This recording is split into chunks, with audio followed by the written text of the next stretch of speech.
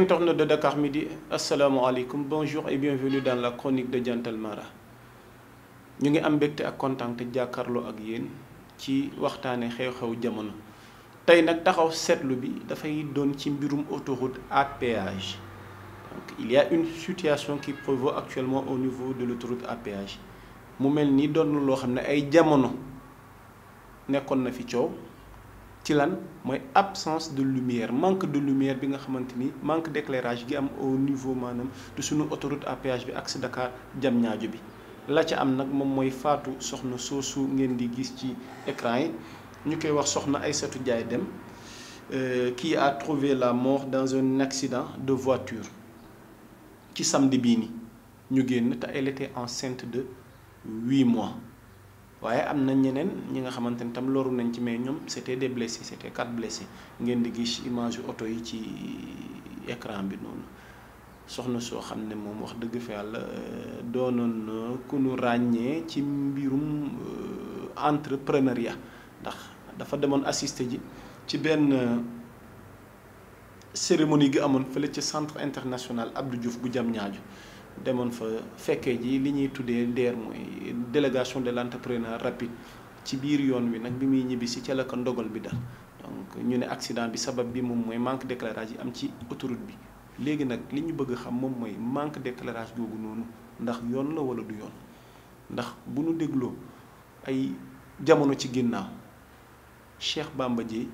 ñu ànd déglu ko xalaat ga mu ci waxoon ci mbirum manque d'éclairage yooyu nga xamante ni dafay faral di am ci autoroute à péage. Il n'existe pas une autoroute qui n'est pas éclairée, surtout à péage. Et vous le voyez bien, vous voyez des lampadaires, mais il n'y a pas d'électricité, pas d'éclairage. Et vous vous imaginez les gains que l'entreprise encaisse parce que simplement depuis la création de l'autoroute, il n'a pas daigné investir sur l'éclairage. Chaque nuit d'éclairage, ça coûte énormément d'argent. Donc, cet argent qui n'est pas effectivement réalisé, qui fait partie des cahiers de charges et qui n'est pas respecté, c'est de l'argent qui ne profite pas aux Sénégalais et qui ne milite pas pour la sécurité des citoyens. mu mel ni ñoo ko déggandoo li Cheikh Bamba Dièye indi. te yaakaar naa ni bu nu waxee dëgg te yàlla tax lu ñuy teg sunu baaraam la ne lu am la léegi nag li ñuy ñaan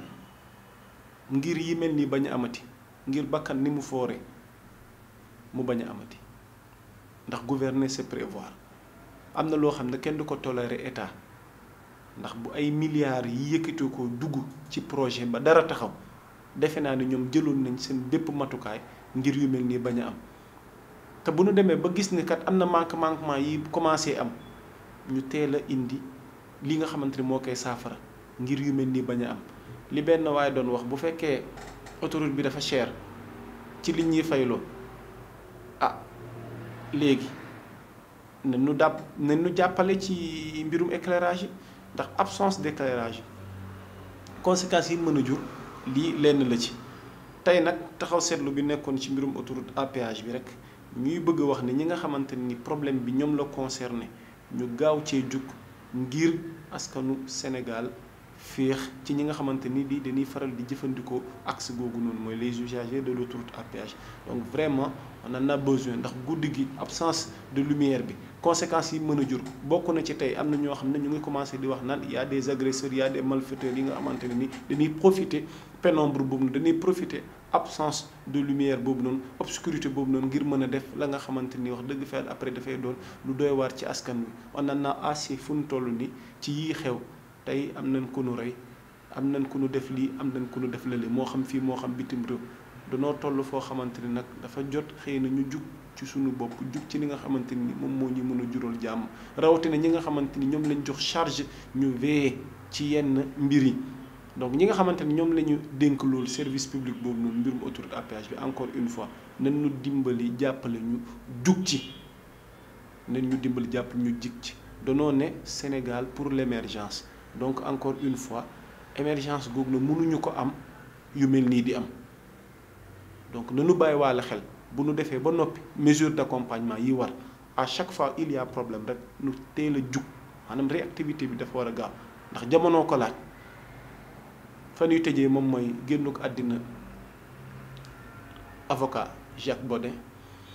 mi ñuy jaale njabootam di ko jaale waa Sénégal rawatina waa parti socialiste nekkoon ku ràññeeku ci nguurug Abdou Diouf ndax il a eu à occuper des fonctions de ministre, il a été député dans l'Assemblée nationale nekkoon maire Diourbel itam di doomu gox googu noonu nu koy jaale waa Sénégal gépp denc nañ ko Yoff moom mi ñuy juddoon 1939 génn ak àddina 2018 bi donc passage am ci kaw suuf amaloon na njëriñ waa Sénégal ndax bokkoon na ci doomam yi nga xamante ne ràññeeku woon nañ ci ñi nga xamante ne moom la ñuy dénk tey askanu réew mi ci ay fonction ngir orienter réew mi ci yoon orienter réew mi ci yeneen i fànn yi nga xamante ni dafay soxal dund askanu réew mi donc ñu ngi koy jaale di ko jaale waa Sénégal di wax ni lii moo nekkoon tey sunu taxaw seetlu bi ci chronique Jantal Mara bi ngala nañ ñu dimbali rek indi ñu lumière ci autoroute à péage bi ndax absence de lumière lim mën a jur waxuma la sax autoroute à péage waaye ci dund doomu aadama ay gàllankoor kese la donc ñu ngi leen di tàggu ba ëllëg ci yeneenu taxaw seetlu ci chronique Jantal Mara